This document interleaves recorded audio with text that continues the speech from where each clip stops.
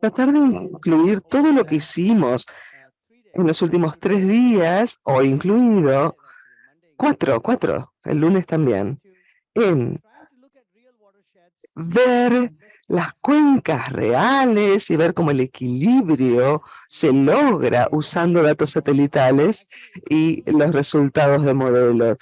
Tenemos muchas cosas que cubrimos, incluso con la última presentación de John, con este paneo de GLDAS. Vamos a usar todo esto para asegurarnos que puedan usar esto con sus propios estudios. Bien, si uno analiza el cuadro de disponibilidad de datos satelitales, estamos en una era dorada. Fíjense cuántos datos tenemos. Todos los que dicen que no tienen datos suficientes está excusándose por algo. Tenemos, de hecho, muchos datos y los mejores datos de la NASA o de Estados Unidos para la vegetación. Landsat empezó en los 80 y seguido por ABHR, Moody's. Siempre creí que el largo de los datos, la extensión de los datos es importante. Tenemos la humedad del suelo, precipitaciones una y otra vez, agua total, el perfil atmosférico. Usamos algo de estos conjuntos de datos. Este es el mapa general de todo lo que está disponible para el uso en hidrología. Si lo armamos como un cuadro con el ciclo hidrológico en mente, todos los componentes de este ciclo tienen un par de sensores asociados a él. Ahora bien, lo bueno es que casi todas las variables en el sistema hidrológico han sido tomados por un sensor y en ocasiones más de un sensor. No incluí más otros que no están en la NASA, pero existen muchos de estos. La única desventaja que todos estos sensores y variables tienen es que están en distintas resoluciones espaciales y muchas de las misiones han terminado. Por ejemplo, si uno analiza el TRIM, bueno, ya no está más. AMSER terminó, reemplazado por AMSER 2 y luego el 3. Existen muchas cosas. Entonces, en definitiva, tenemos que fusionar estas variables al intentar de proveer a cierta continuidad usando los modelos. Por eso, no solo se pueden usar los datos satelitales, se pueden combinar con otras cosas también. Si uno analiza esto en esta linda película hecha por Hemlock Kim, mi antiguo alumno, se puede ver NDVI, ¿no? NDVI con el espesor del agua y la humedad del suelo. La belleza que si uno ve en el continente africano, el movimiento del ITCC con el incremento de precipitación se corresponde muy bien con el incremento de la vegetación y la precipitación se corresponde al incremento en la humedad del suelo y el espesor del agua líquida. Es muy bueno ver esto y de hecho esta película se puede utilizar para generar muchos estudios y descubrir resultados científicos a partir de ello. El equilibrio a nivel mundial podemos hacer de todo, pero en definitiva, cuando uno analiza la gestión del agua, uno está interesado en pequeñas cuencas, porque estas pequeñas cuencas son sobre las que se toman las decisiones. Este es un ejemplo en el río Mekong, más abajo, en Vietnam.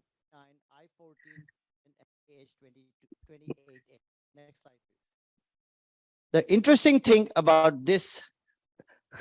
interesante de este área y esta cuenca 2015-2016 hubo una enorme sequía y comenzó en octubre de 2015 y siguió hasta abril, aprox, del año siguiente. Hay 3 variables dibujadas. Es un diagrama muy sencillo.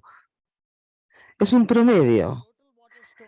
El almacén total, la anomalía en azul, ¿eh? Y faltan unos meses porque faltan datos. Las anomalías totales en azul, la humedad en rojo de SMAP y la precipitación de GPM en negro. La precipitación es absoluta, humedad de suelo también absoluta, y el almacenamiento a las anomalías es absoluta. Fíjense, la disminución de uno se corresponde con uno y un incremento del tercero y luego la recuperación. Son datos, sencillamente. Yo no hice mucho más sobre esto.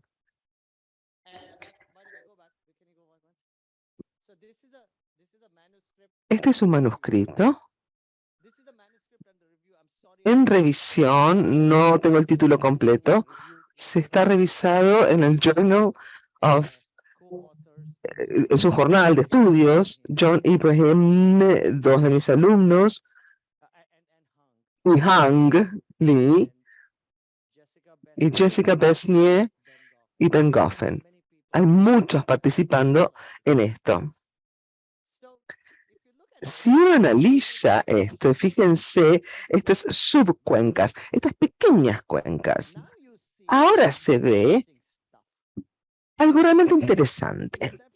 La incepción y recuperación de la sequía no es la misma en las subcuencas. Hay una variabilidad enorme espacial entre las cuencas en distintas locaciones porque hay una diferencia en la precipitación. Esto es G9, Valiant. No podemos tener los 5 en la misma diapositiva, pero Valiant nunca estuvo seco inicialmente, se recuperó muy bien después. Son humedades también acá. Una de las mejores partes es que si uno empieza a buscar la humedad en 1 kilómetro, se puede ver por acá. Ben Goffin fue el que lo hizo, a este en particular. Con 1 kilómetro tenemos esta cantidad de píxeles, con 9 esta otra cantidad. Cuando empezamos a bajar la escala para generar decisiones respecto de las sequías, utilizando las escalas de 1 kilómetro, que está abierto al público, todos pueden usar esos datos. Next slide, please. Now you see the other. La otra cuenca G8 llega hasta acá y de pronto se recupera. Todas estas cuencas están en la cuenca mayor, muy cerca unas de otras, pero cuando uno ve cómo se recuperan de una sequía de 1 año, no estamos hablando de 10, 20 años, cuando pensamos en la cuenca del Plata.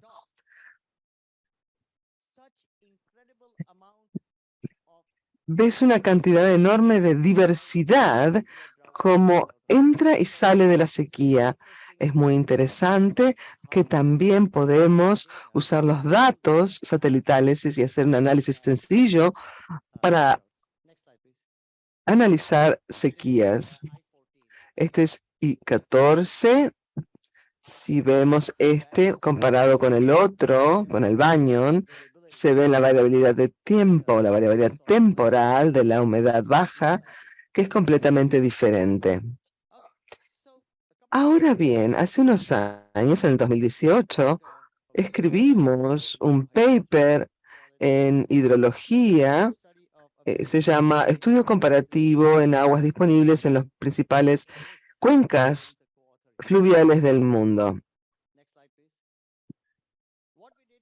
¿Qué hicimos? Otro ejercicio muy sencillo, y esa fue la queja mayor. No está el modelo, no se necesita un modelo. Si no se necesita un modelo, no hace falta usarlo. Es un estudio muy sencillo. Si buscamos los datos desde 2000 al 2020, 20 años de conjuntos de datos. Si buscamos la precipitación, los escurrimientos, esas anomalías, las de evapotranspiración, la del espesor de liquidez del agua, TWS.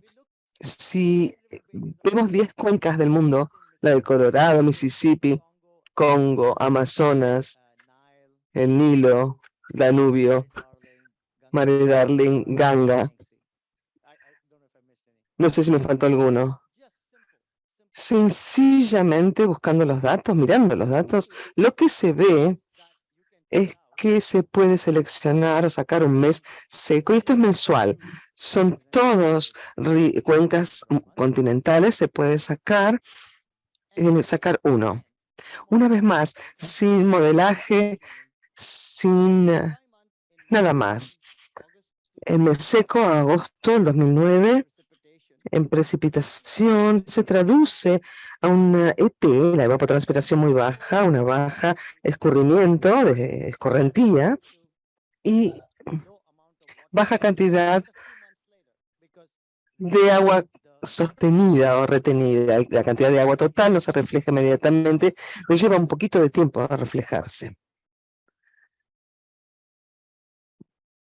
Closer. Okay. Okay, so that's the. Si uno analiza 2010, it was actually a huge rainfall month in Murray-Darling. You can see.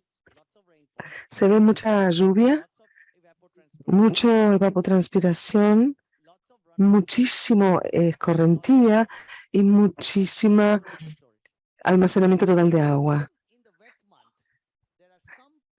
Hay algunos lugares donde hay baja escorrentía, hay mucha heterogeneidad espacial que se puede observar al usar datos observados satelitales y modelos y productos modelados. Parte de esto es mensual y la resolución espacial de estos datos es 0.25. Este es otro ejemplo de la misma aplicación de los mismos datos, los meses secos para misma cuenca del río en Vietnam, empieza en Chile, termina en el Golfo de Tailandia, el Mekong.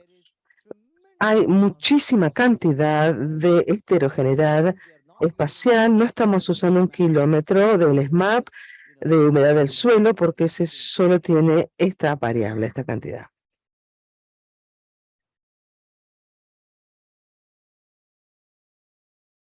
So, next slide, please. So this. Ahora, ¿cómo usamos esto para la resolución de problemas? Hicimos un estudio en la India y analizamos en el sur de India la sequía. Se puede ver todas estas imágenes en los periódicos, personas haciendo fila para obtener agua. Si uno ve el continente de la India, esta es la anomalía de agua, es el almacenamiento total, disminuye con el tiempo y se puede ver distintas cuencas fluviales, se han diagramado el almacenamiento total, la mayoría es una disminución como tendencia, y esto es alarmante para aquellos en el país que tienen que asignar agua para el uso público. Hicimos el mismo estudio. En el sur de India tenemos una cuenca muy pequeña comparada con el Ganges, o el Congo, el Amazonas o el Nilo, muy pequeña. Y luego se puede ver que usar el mismo concepto de 2 meses, el seco y el húmedo, se puede ver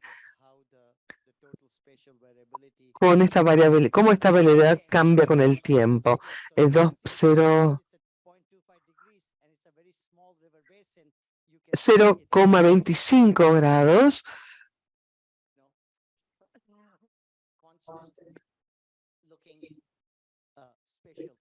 Hay un diagrama constante. Pero el asunto era observar la sequía que se encuentra en este sector. La anomalía total de almacenamiento de agua va bajando cada vez más y la estadística es muy sencilla.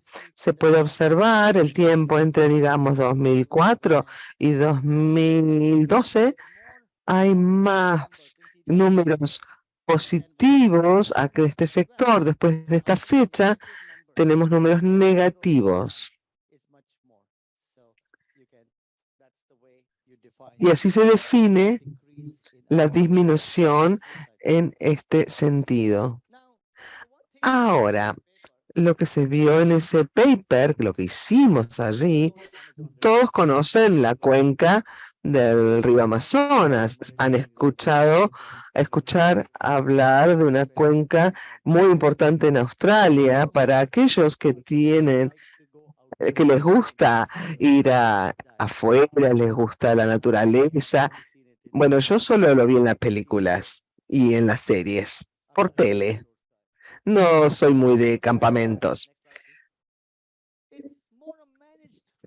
Es una región manejable, en muchos pueblos pequeños. Si se hace una ecuación sencilla mensualmente, el índice de anomalía de caída de lluvia dividido por la climatología mensual, es muy sencilla la ecuación, mensualmente tenemos esta división, el índice de anomalía de lluvia se divide por la climatología anual, promedio mensual de todo el año. Se divide también por la climatología. Luego, si se grafica el Amazonas y el Murray-Darling en Australia, se ven así. La lluvia del Amazonas es básica. El Amazonas mensual, este índice del Amazonas hasta el 2020 varía entre menos 0,2 a más 0,3 o 0,3. La variabilidad de este índice muestra que la lluvia es prácticamente constante en la cuenca. Esto es un promedio. En Murray-Darling, el mismo índice varía entre -1 y +2. Hay un pico o picos muy altos. Esta es una de las veces donde tuvimos ese pico muy alto de lluvia. El ecosistema, por ende, si uno analiza la hidrología, la ecología, la biofísica de los ecosistemas, productividad agrícola, depende de las precipitaciones. Por eso, cuando tenemos una anomalía mensual de lluvia, no es muy buena, no es tanta como la cuenca en el Amazonas, las cosas son muy constantes. Siempre hago un chiste. ¿Lo conocen a Usain Bolt? Este es el corazón, el latido a los 100 kilómetros de Usain Bolt. Yo también puedo correr a 100 kilómetros por hora. Bueno, por ahí un poquito, no con en esa velocidad, un poquito menos. Bueno, mi corazón va a ser así. Ese es el mío, ese es mi ritmo cardíaco, el de arriba de Bolt, el de abajo el mío. Cualquier cuenca que tiene lluvia. Si no tenemos lluvia, no tenemos nada. Si hay demasiado, también es malo. Demasiado poco, también es malo. Entonces, ahora, para terminar la charla con algo que les interese a todos. Esta es la cuenca del Plata, es un paper bajo revisión por mi estudiante Jessica, que está trabajando con otros colegas. Esto es muy relevante para lo que están haciendo en este momento. Tenemos estas cuencas y ustedes las conocen mucho mejor que yo, porque obviamente viven en esas cuencas. Yo lo vi solamente a través de una computadora a miles de kilómetros. Tenemos solo dos conjuntos de datos que GLDAS en 0,25 por 0,25 grados y a esta distancia se obtienen. Si observamos la humedad del suelo superficial de GLDAS y de agua subterránea de Grace, si observamos de 2015 a 2021, porque está en ese periodo, está en el medio de una sequía, pueden ver, tanto con el agua subterránea y con la humedad del suelo superficial, se encuentra en una progresión de sequía creciente.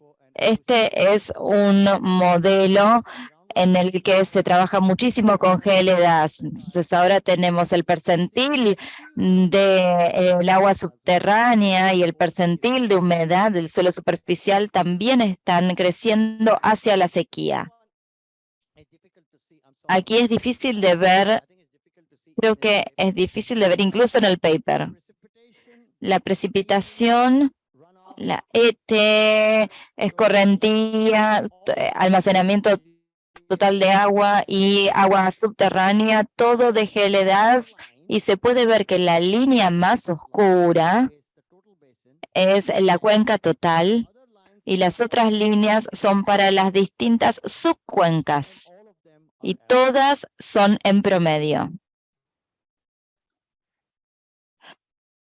You can see from 2015 Se puede ver de un 2015 en adelante que hay una tendencia decreciente que no vemos esta tendencia tan rápidamente, pero cuando vemos el almacenamiento total de agua y de agua subterránea, esta tendencia es abrupta, no solo al ver agua subterránea y el almacenamiento total de agua, sino que hay una gran diseminación desde las cuencas, o sea, las cuencas no se comportan todas iguales, y este es el mensaje de esta historia. Si observamos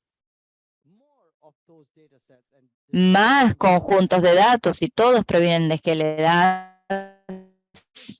la humedad de suelo superficial, subterránea, todo en términos volumétricos, lo que vemos es que hay una sequía progresiva a partir de todo esto. Probablemente en una zona haya más sequía que en la otra, pero en cualquier lado hay anomalías crecientes en todo el periodo para estos gráficos. Y también vale la pena observar que las anomalías también demuestran variabilidad, porque existen lluvias en el medio que cambian estas anomalías.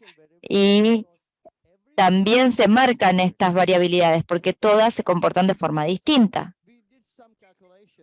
Hicimos algunos cálculos. Estas son cuencas.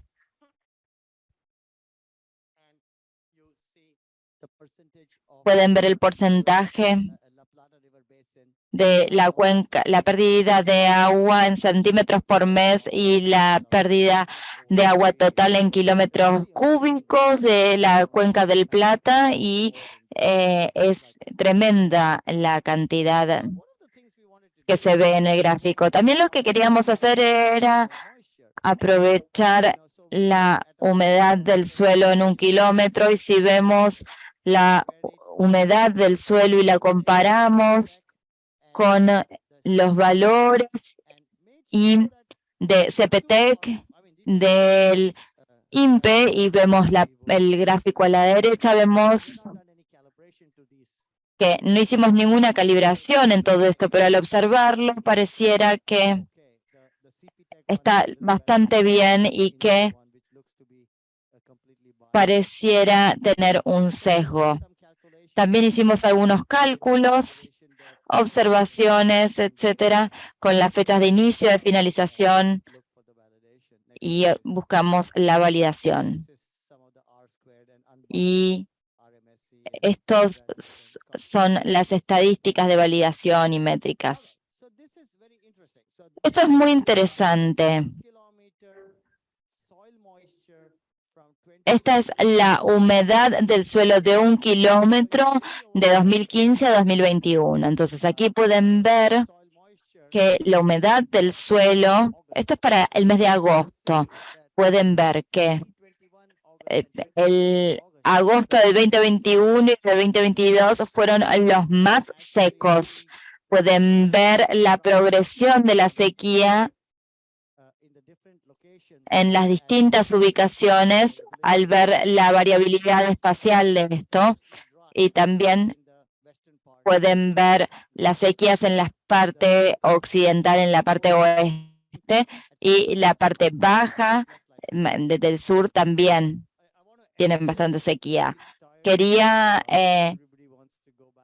terminar, bueno, seguramente todos quieran terminar y tomarse un fernecito, así que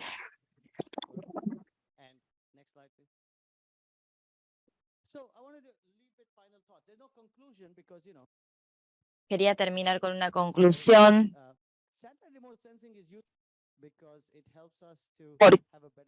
para decir que la teledicción nos ayuda a tener mejores sistemas.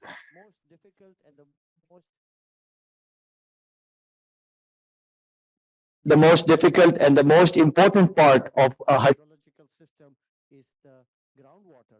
Tenemos el número de observaciones de 1000 o al menos 100 veces menos de observaciones en agua subterránea que el agua superficial. Es muy, muy compleja todo lo que es el agua subterránea.